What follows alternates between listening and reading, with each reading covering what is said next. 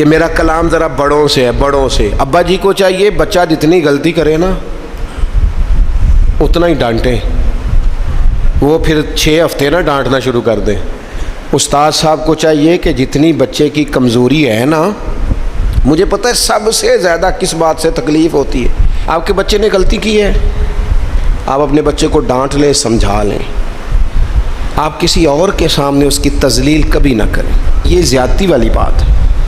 آپ اسے رسوا نہ کریں، بتائیں کسی ایسے شخص کو جس سے آپ کو امید ہے کہ آپ کو مشورہ دے گا یا اسے سمجھائے گا، لیکن گلی گلی کھڑے ہو کے اپنے آپ کو مظلوم ثابت کرنے کے لیے اس کی توہین نہ کریں، یہ انداز درست نہیں ہے۔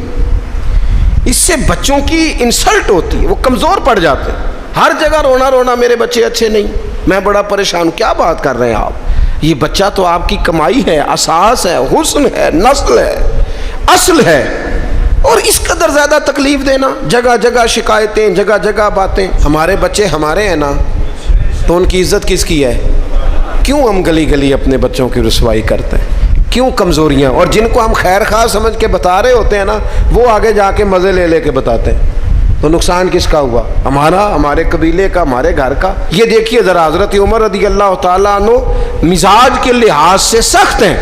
ایک نوجوان آیا، اس نے آ کے رونا۔ یہ پہلو آپ نے ضرور یاد رکھنا ہے میرے سیدنا فاروق اعظم کا، ہمارے امام، ہمارے قائد، ہمارے لیڈر، رہنما، مقتدا حضرت فاروق اعظم رضی اللہ، یہ انداز ضرور یاد رکھیے گا۔ حضرت عمر فاروق کا یہ طبقات ابن سعد میں موجود ہے۔ نوجوان آیا اور آ کے رو ہی پڑا۔ حضرت عمر نے اس کو روتے دیکھا تو فرمایا بیٹا کیا ہوا؟ کہنے لگے حضور فلاں علاقے کے فلاں گورنر صاحب کا مسئلہ ہے، حضور مجھ سے غلطی ہو گئی تھی، میں شراب پی بیٹھا تھا، انہوں نے مجھے درے بھی مارے ہیں، پھر انہوں نے لوگوں سے کہا اس کے ساتھ میل ملاپ چھوڑ دو، کوئی اس سے بات نہ کرے، حضور مجھ سے غلطی ہو گئی، میں مانتا ہوں، پر اتنی اذیت، اتنی تکلیف، جب مجھے سزا مل گئی، کوڑے لگ گئے، تو پھر یہ الگ سے جو سزائیں مجھے دی گئیں، یہ میں حضرت عمر کی بات کر رہا ہوں۔ میں نے جب یہ پڑھا تھا تو میں رو پڑا تھا۔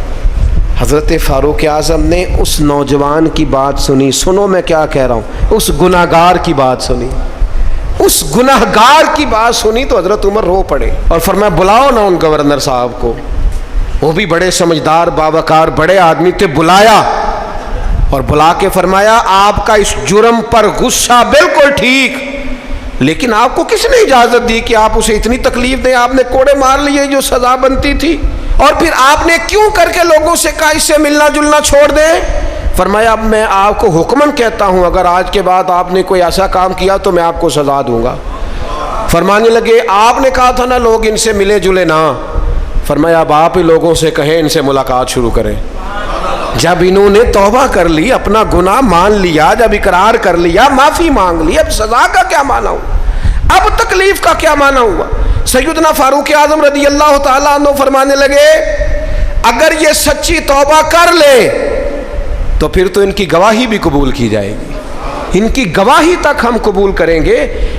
وہ کسی نے کہا تھا الجھے الجھے بکھرے بکھرے روز و شب دیکھے گا کون، لوگ تیرا جرم دیکھیں گے سبب دیکھے گا کون۔